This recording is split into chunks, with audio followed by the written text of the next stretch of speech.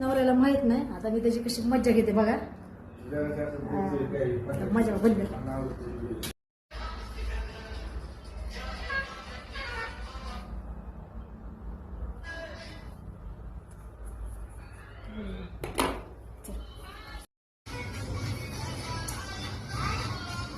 काय करताय? स्कॉर्पियो की तस्वीर को सेट करने के लिए बहुत से लोगों ने कोशिश की लेकिन कोई सेट नहीं कर पाया. आलात का मग? कपडे कुठे गेले? कपडे बाहेर काम सोडून आलात काय?